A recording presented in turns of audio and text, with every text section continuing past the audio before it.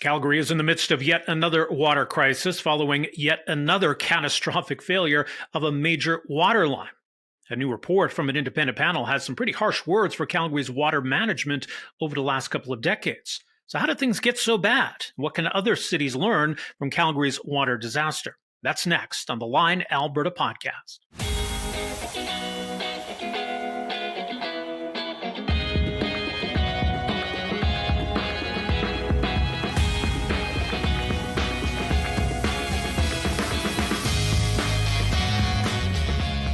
Well, hey, folks, welcome to the Line Alberta podcast. My name is Rob Breakenridge. So great to have you along with us here this week. For folks in Calgary, the beginning of 2026 feels a lot like the middle of 2024. Once again, the city of Calgary and surrounding areas that rely on Calgary's water under some water restrictions following yet another catastrophic failure of the Bears Paw South feeder main. Now, this is a line that carries about 60% of Calgary's water, so it's pretty important. And when it goes down, that causes problems. But that's the same line that failed spectacularly back in 2024. So the same problem, the same crisis, the same restrictions, maybe not the same frustrations, because I think this time they're elevated, that really we're going through this yet again. Compounding those frustrations has been the release of an independent panel report, a panel that was put together following that situation in 2024 that is pretty scathing in its assessment of Calgary's water management and leaving Calgarians with the inescapable conclusion that this was all avoidable. Had there been better management, better oversight, better decision-making, maybe Calgary wouldn't be in this mess. A lot of it traces back to 2004 when there was a failure of a separate line and all kinds of warnings and indications at the time that there were deeper problems in Calgary's water system. But for whatever reason, nothing was done. And along the way, other opportunities to address the problem weren't taken. One of the revealing aspects of this report, too, and it's something we'll talk about a little bit later on in the podcast, is the issue of water loss. When you've got a system that's starting to fail, you start to see water leaks. You start to see water basically falling out of the system. And that's lost revenue and that's lost water, but it's also an indication of some problems. And as this report points out, that's something else that Calgary didn't address and didn't deal with. So now the prospect of, once again, some major repairs, and this time hopefully getting it right, not just fixing this particular water main, but also addressing some of the other shortcomings in the system, building in some redundancy, spreading out the system so that Calgary is not so heavily reliant on just this one line. But that's work that's going to cost a lot of money, going to take a lot of time. And beyond just the infrastructure work, there's recommendations in this report to really change the governance and the culture around water management to set up a new, essentially a city-owned subsidiary, a city-owned company to oversee water. So those are some other big changes. Now, Calgary's mayor says he wants to see all of these recommendations acted upon, even though it is going to come with a hefty price tag, and it's going to take a long time to do this. Because as he says, what are the alternatives here?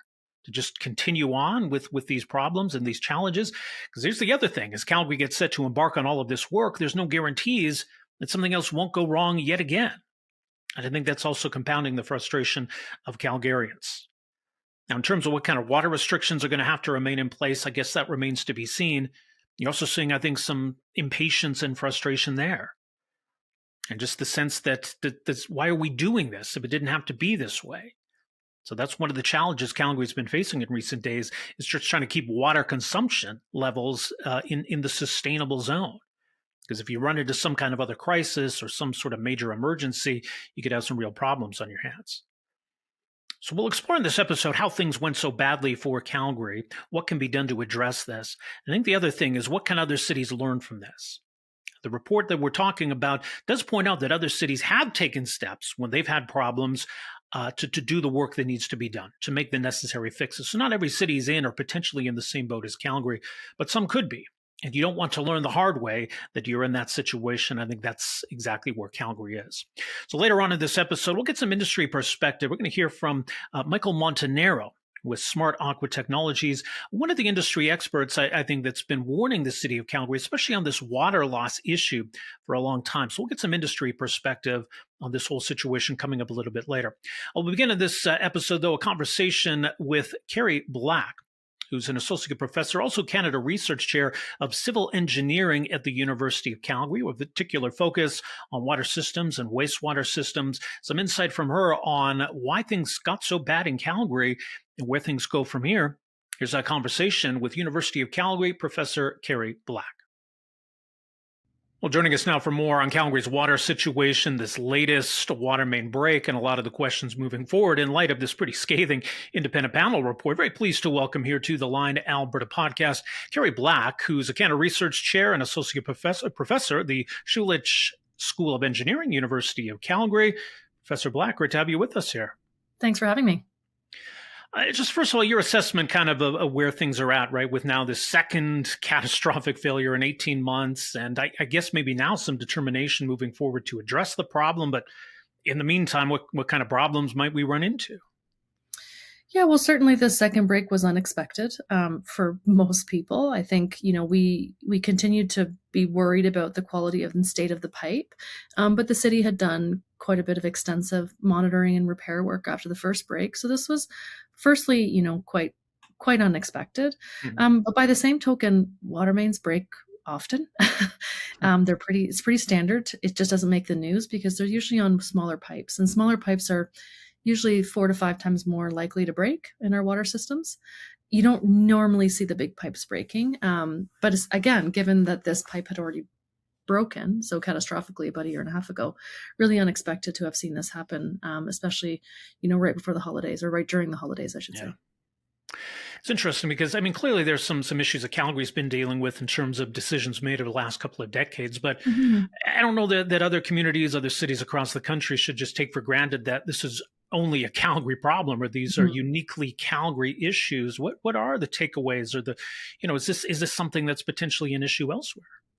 Absolutely. I think it's important for people to understand this could have happened in any other municipality in Canada, and certainly in North America. This is not something that is just a Calgary problem. And the way that Calgary did deal with it actually isn't that altogether different from other municipalities as well. So one of the key takeaways is, and this happened the first time round, but I think this brings it to the forefront even more so for other municipalities, is that we have to do a really good job at making sure we fully understand the risks within our system. But many municipalities do understand the risks. It's the decision makers that often struggle with how we make decisions, because in infrastructure, we make decisions based on risk. What's the riskiest, the highest probability, or the highest chance of happening, and that can cause the most inconvenience. And we make decisions along that whole thing. So at any given moment, you have a lot of suggestions for what needs to be done within your system, and you're prioritizing only a few of those based on the funding available. I think this is going to be really eye-opening for other cities and municipalities to say, okay, if this can happen in Calgary based on the work that the city had done, this really could happen anywhere. So what are we doing to think about, how much money are we allocating towards our infrastructure, and how are we making sure that we have a really strong, robust, long-term plan? Yeah, and you look back over the years, and I don't know, to some it might seem like neglect. Maybe it's almost like this kind of inertia, right? Where it's really tough to justify doing this work, to try to sell it to people that we think this could maybe or probably be an issue. Therefore, millions of dollars and all this disruption. It's a much easier sell now to Calgarians, I think, having seen what's gone wrong here. But is that part of the challenge then in trying to get ahead of this? Is how do you explain and justify those expenses or those interventions? Absolutely. And I think you'll see, across all of North America, and probably around the developed world, is most people don't get elected on the premise of building, of replacing or renovating infrastructure. They might get elected on exciting new initiatives and projects, but they don't get elected on, our core infrastructure, because it's a boring topic for most people, and it's something that we don't care about until it breaks. That is a huge challenge to making it something of importance and prioritizing it within, a municipal city council decision-making structure. And the other, part of that is that most people don't actually understand how much it costs to operate and maintain our infrastructure. So most municipalities are running a deficit. They're not able to recoup enough money to run their infrastructure programs. And so you're always making decisions based on the resources that you have available and where the highest priority and needs are. Because in infrastructure, the reality is, I could repair this section of pipe, or I could put in a new potentially HVAC system to a school that's got, a massive challenge within its four walls. So there's a give and take, there's a push and pull, and that makes it a really challenging space to work within. And usually, a city council or mayor's phone is not going to be ringing off the hook if someone is worried about a pipe breaking. But it will ring off the hook if that pipe actually breaks. And that, I think, is the real challenge of infrastructure, is that no one cares until it actually breaks. Now, there's two dynamics to this, right? There's sort of the age of the infrastructure, and then there's our system that monitors it, right? If we've got all new pipe that's going to be put in, there would be less urgency, I guess, in monitoring it, but you still want to have both. So I think the problem here in Calgary, I guess, is that we had infrastructure that was aging, maybe it deteriorated more than we realized, but also the monitoring we had in place maybe wasn't sufficient. Where do you see that there was the breakdown, or that we just didn't know what was happening? Well, what's interesting is that a lot of municipalities have said on the record that they considered Calgary's asset management approach to be very robust, and in fact look to Calgary as an example. And so that's, I think, important for Calgarians to understand, is that they were doing a good job. It's just that you could always do more in infrastructure. When you have 15,000 kilometers of pipe underground, you're not going to be able to understand what's happening at every kilometer of that pipe, but you do your best. Everything is a matrix. It's a matrix of decisions and priorities and risk that you're trying to grapple with. And certainly in this case, it was known that the pipe was of concern, but one of the other pieces that you base it on is shared practices. So you look across what other municipalities are doing and how other infrastructure is operating and being maintained and performing, and you adjust your decision making based on that. So I think one of the really interesting pieces you'll see is that other cities are going to adjust their asset management plans and approaches based on what happened here at Calgary, just given the fact that we've had it happen twice. But I don't think it's hard for people to understand that it's not like someone said, this pipe is going to break, and therefore you do something right away.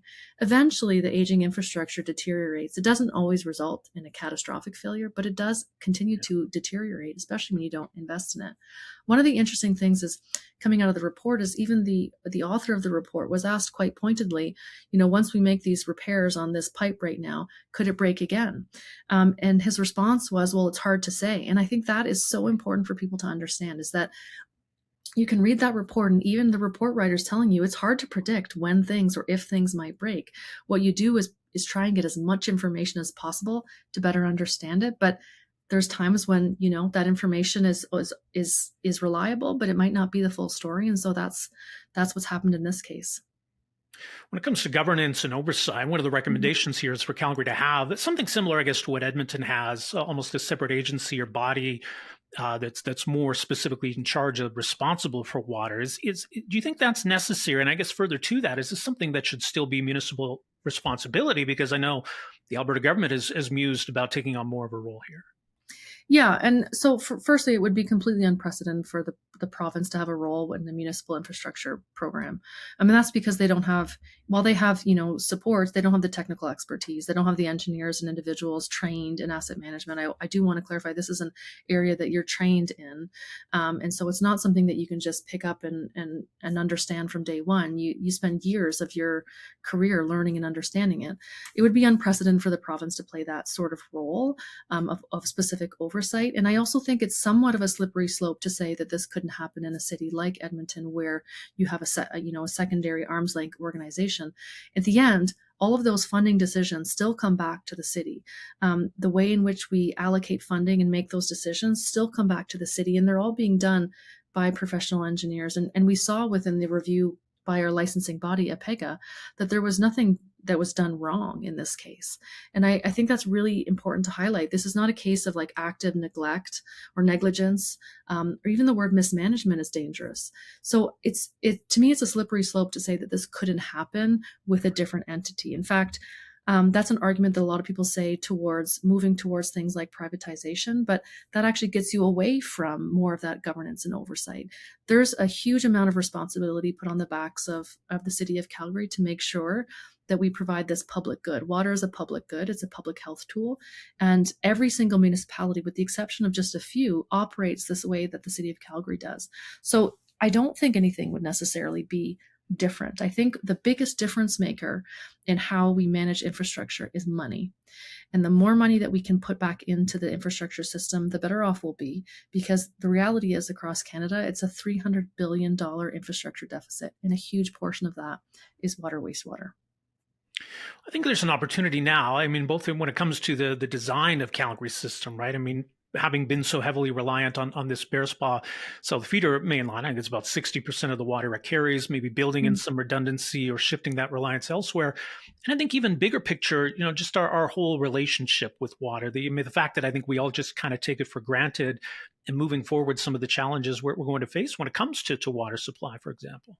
Absolutely. I think that, the issue of redundancy has always been on the table for the city of Calgary, but we're at the whim of how cities were developed 50, 60 years ago, unfortunately. And in order to make changes, that would cause quite a lot of disruption for Calgarians.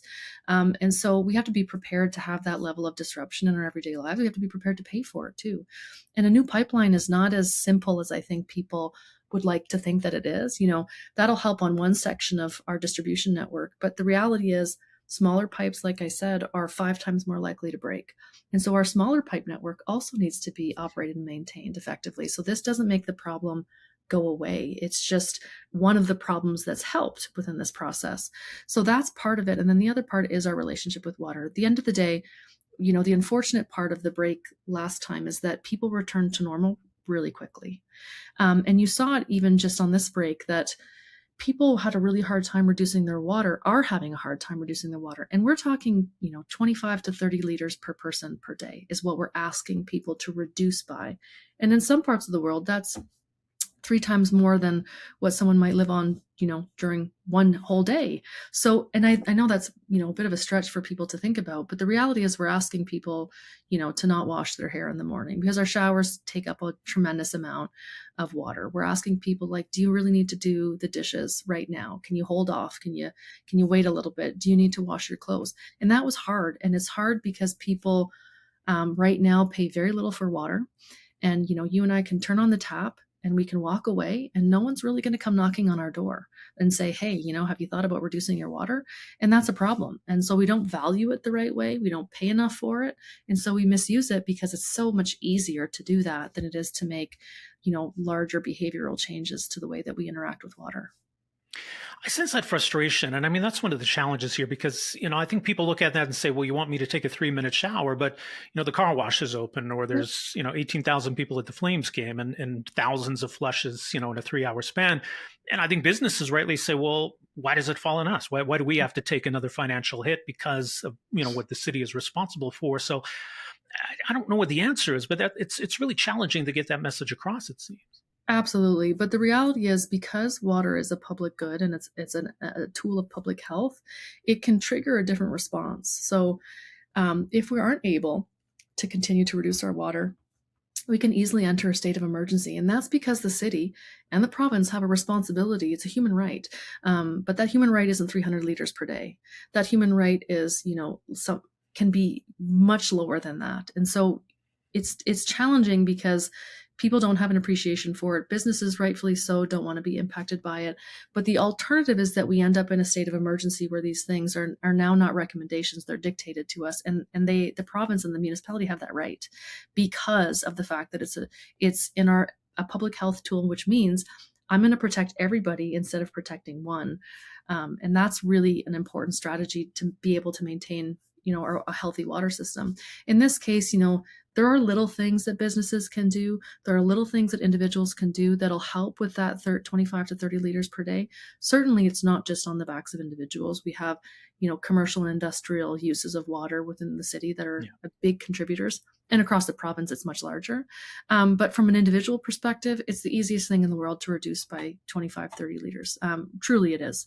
And so that's not a challenge. But I think people don't really understand the importance of it because there's nothing really happening them. So if I use too much water today, no one's really going to get mad at me. And the city's going to put up a graph, but what does that mean to me? And also, the reality is most people have zero idea how much water they're using. The simplest thing you can do is put a timer in the shower, and it is extremely insightful because, you'll realize right away how much time you're spending in that shower. 10 minutes, 60 liters.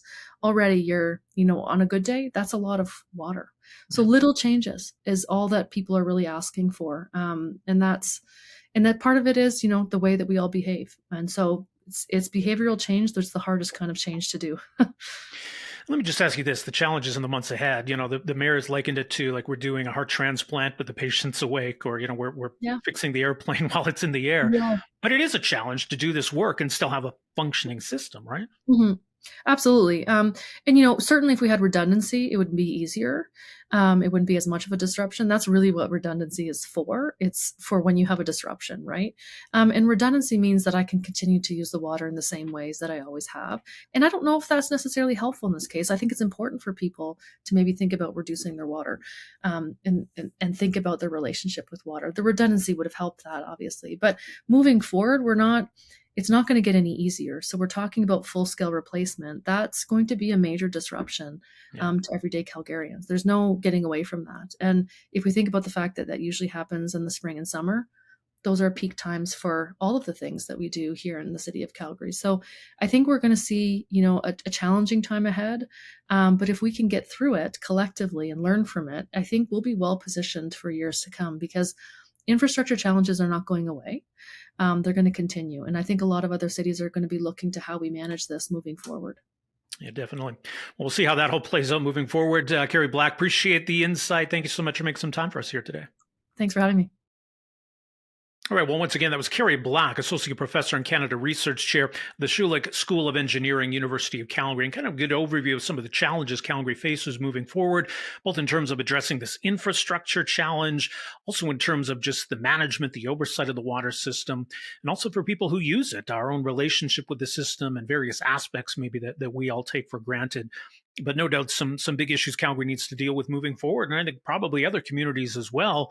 The benefit of what Calgary is going through is it can be or probably should be a wake-up call for other cities to get ahead of this and not find yourself in the same boat as Calgary.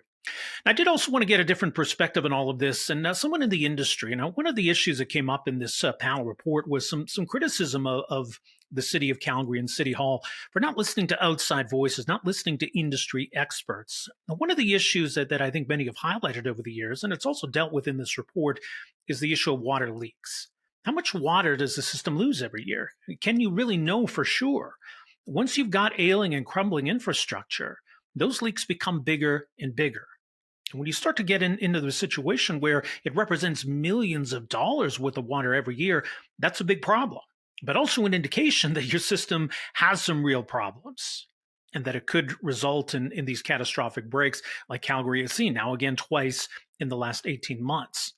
One of the voices who had warned the city of Calgary about this prior to 2024 and certainly in the aftermath of that is Micheal Montanero. He's an industry water expert, also official agent for Smart Aqua AI technology that focuses on the issue of water leaks and works with communities across North America. So I had an opportunity to speak with Micheal about this report, about Calgary's bigger challenges, and more specifically, too, about this issue of water leaks and how big a challenge that is for all kinds of different municipal water supplies and why that can often be a harbinger of some deeper issues. So here's that conversation with Micheal Montanero. All right, well, joining us now to discuss more on the water problems in Calgary, this pretty scathing report now that's been released by the independent panel as Calgarians once again deal with a catastrophic failure in the water system, but the potential that there could be more problems before this is all fixed, and who knows how long that's going to take and how much that's going to cost. Very pleased to welcome to the Line Alberta podcast, Micheal Montanero. He's an industry expert, official agent for Smart Aqua AI technology solution, which is about finding those leaks, dealing with leaks in non-revenue water systems. Micheal, good to have you with us here. Rob, thank you, and I appreciate you inviting me and your guests and your community. Well, and we spoke back in 2024 as Calgary was dealing with this, and you had some great insight on the situation. And so here we go again, Michael. I mean, basically the same thing happens once again, but now we've got a little bit more here in understanding just how neglected Calgary's system has been. Just first of all, what stands out to you about this latest crisis? The first word that comes to mind is governance. And so if Calgarians and their councillors do not depoliticize the system and actually create a real system of governance that is available by any city should they want to apply it. It's the American Water Association solution, which requires cities to provide all their data to be audited by private entities and to confirm their actually net revenue water loss and whatever steps they've taken to mitigate the issues. It's not the case. You're being proactive and not active. And then it should be tied to funding. I read in the report that the city keeps receiving funds from the utilities, dividends. Why? I mean, they're underperforming. They should use those funds to fix the problem in the first place. So that to me is a red flag. And so this has to be transparent. In California, for instance, and obviously because of the issues they have with water in other states, the cities want money. They must produce that report. The report needs to be published every 2 years.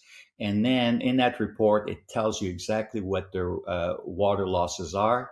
And it allows the community to decide if they're being proactive and actually dealing with the issue, or they're not performing. If they're not performing, obviously, they can't get the funds. Simple as that. And so it's going to be tied to something that's above the existing framework that you have in Calgary.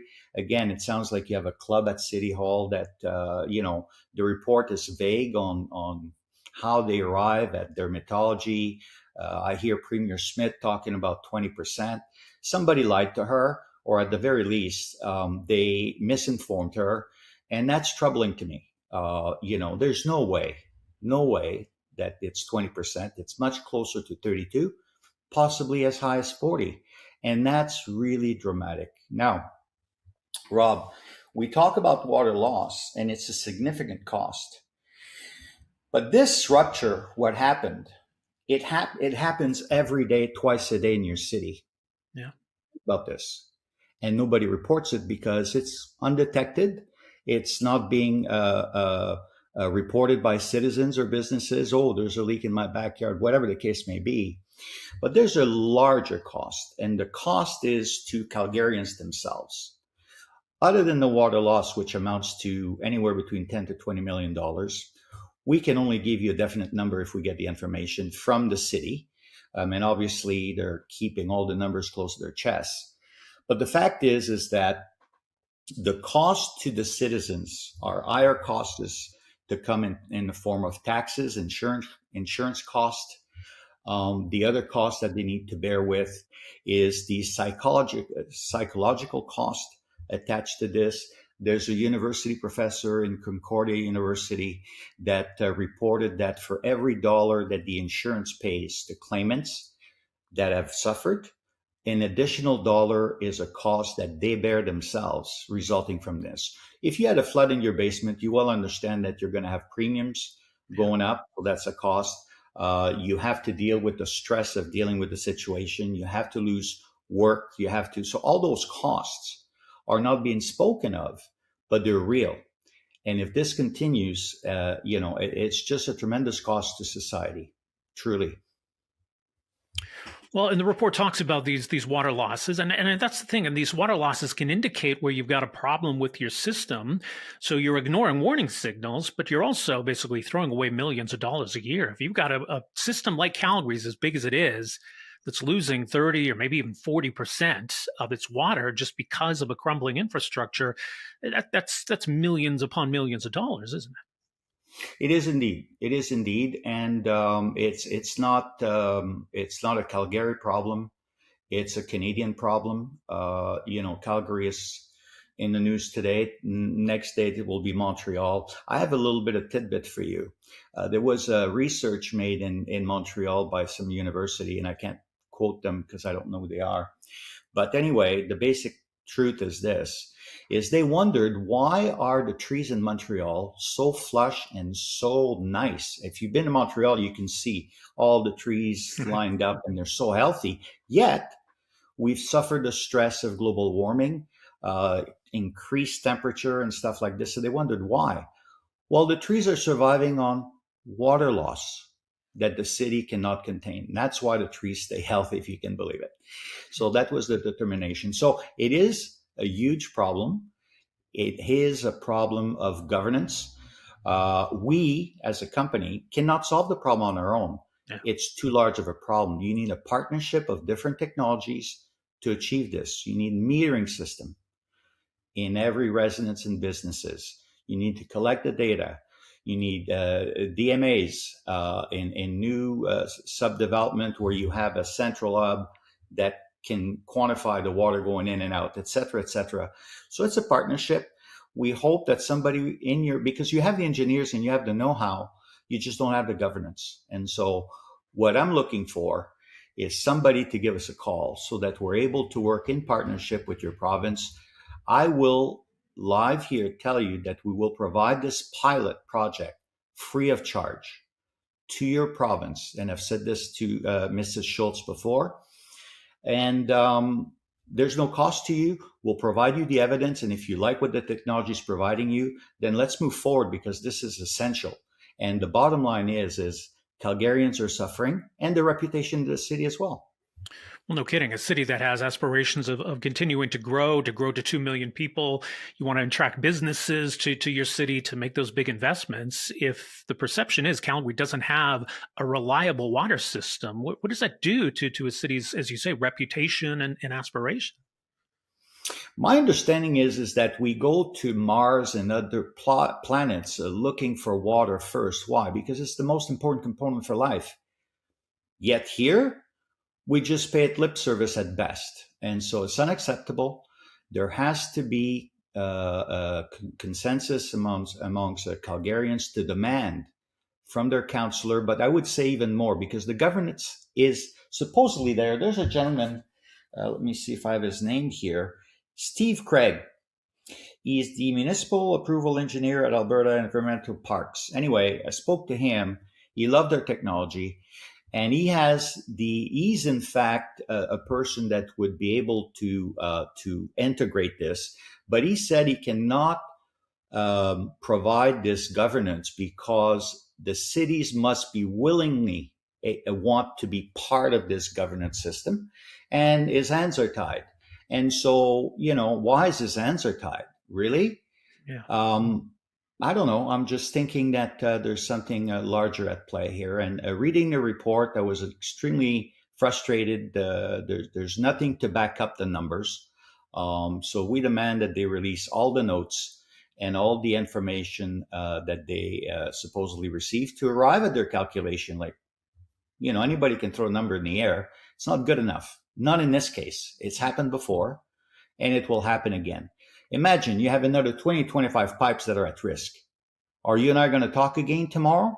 That makes no sense to me. Yeah. Well, it's interesting. The report notes that there's been a real reluctance to listen to outside voices, to bring in or consult with industry experts, and just to not have, as you say, the kind of governance that allows the city to stay on top of these problems. Where does that kind of attitude or culture come from, do you think?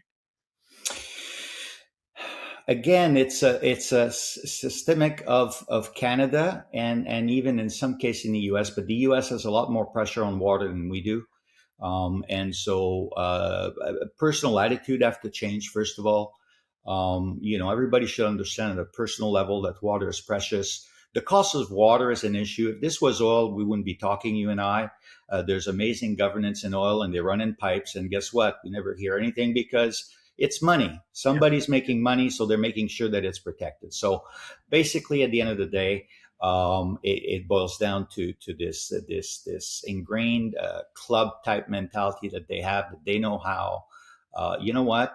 We need to learn from any possible industries around the globe that can give us a solution to our problem, and that should happen today. So that's my view on this. Well, that's the thing, and I know you had said it, during the crisis in 2024. Others in the industry were saying the same thing, that, they were willing to have conversations with the city, or at least lend some expertise, some advice, and it just seemed like they were hitting a brick wall. Like there just wasn't that kind of openness or willingness to listen to expert voices. Yeah, the expert that they, one thing that was said to me by one of my partner is that out of the 6 panelists that were chosen to be part of this investigation, only one was a water expert. You have to wonder why. I would think that it would be 5 expert and one that's a director of other engineering issues about your city. So this seems to me that it was positioned that way just to not release the proper information or the proper overview that we need to make decisions. Us as a company looking at what we're looking at, we have no way of knowing if it's 20%, 50%, 10%. There's no number there. None. The only thing that we can definitely say is that the cost of water is X. And when we multiply this by the water that was lost, right, it gives us a number. And if we take the average of water loss, which we deem to be 32 to 35% on average, possibly more, then we arrive at a number that's 80 million per year or 100 million per year. Yeah. Now, we are working in a city called Pittsburgh and Philadelphia. We know now that Pittsburgh loses 50% of their water. Wow. And we know now that Philadelphia is at 42%. So I ask you, do you think Calgary's at 20% like Premier Smith said? I doubt it. And I have a lot of respect for her, but she was misled. Well, how important is that as Calgary gets set to move forward and do a lot of expensive and important work, but just to understand the full nature of the problem? For example, what that number, that loss number actually is. Do we need to start there? In the case of our technology, we need to collect 10 years of data. Okay, we need to have historical because AI swallows the numbers, and then the more that the AI learns about your city and the numbers that are coming in gradually every day, every week, the more it can pinpoint the leaks, more accurately. But we need, like I said, meters on homes. That's data that we need. Yeah. Before you go out and implement a meter program to everybody, you got to do it smartly. And the way you do it is, first of all, you use our technology to define which household consumes the most water. So you can put a meter there first, rather than put a meter at my mom's house that has just one cat and lives alone, where there'll be, even if she doesn't consume or consumes, it's irrelevant in the scheme of things. So you want to monetize this the best way you can. So first industries, second homeowners, everybody should be meters. Those meters will let you know, and this is how we develop our technology. One of the principal in our company was working for a very, very large global entity that makes meters. And if you buy 100 meters, 3 of them will be faulty. People don't realize that. And a lot of times the meters will be tampered with because people don't want to pay, or whatever the case may be. They'll throw a magnet in there or whatever it is. Our technology will pinpoint this, looking at the consumption of the house versus the census data. Like there's 5 people in the house, so it doesn't jive. And so we're able to pinpoint within a kilometer where the leaks are. And then you need on the ground individuals, usually a dog, or there's sensors now that detect either the chlorine or whatever it is that's leaking. And we're able to define exactly where the larger leaks are. Don't go deal with the small leaks. Deal with the larger one that are going to be a problem. So you mitigate the larger problems at the beginning. But again, it's a convention of different technologies that can achieve this. If Israel and Japan can do 8%, and by the way, the lower you go in the number, the harder it is, okay? That tells you that it's possible. Can you imagine if you happen to lose 40% It's unacceptable. Why Israel does this? Because water is at a premium there. They don't want to lose a dime of water. Right. But here we take it for granted. We price it also as it is granted because it should be priced much more. People respect what they pay. And if they don't pay $100, $300, $800 a year sometime, it's not good enough. There's a huge cost to water that is not being, thought through. And what the city will do, when they get pressure, they'll say, oh, you know what? We have a program. We have 500 toilets. You want to change your toilets? We'll give you a toilet for, a rebate of $200 on your toilet. Our technology would cost you probably $60 per household. Why would you go buy a toilet? Buy our technology. We'll solve your problem. That's how we look at it. Yeah. Well, and here's the thing now. I mean, Calgary's facing years of major infrastructure work, major culture change, major governance overhaul, and it's a huge mess. It's a very belated wake-up call for Calgary. But how much of this is a wake-up call for other municipalities that they can at least learn from where things have gone so badly wrong in Calgary? I have to say, Rob, my sincere hope, is that first of all, we'll complete our pilot here with Simon Fraser University, and we'll demonstrate without a doubt that even though BC it's a newer province, so to speak, not like Montreal or Chicago or older cities, right, that we can demonstrate that there's real loss. This is where it starts, and if we can have a pilot with your city and open everybody's eyes to the problem, especially the premier. And the people that are able to change the governance. The key is the governance. If you keep the governance you have there, nothing will happen. You have only, just lip service and let's go down, kick the can down the road. That's not acceptable anymore. Well, we'll see where this all goes from here. Much more, smartaqua.com. Michael, appreciate your insight. Thanks again for making some time for us here. Thank you. You be safe. Enjoy. Bye.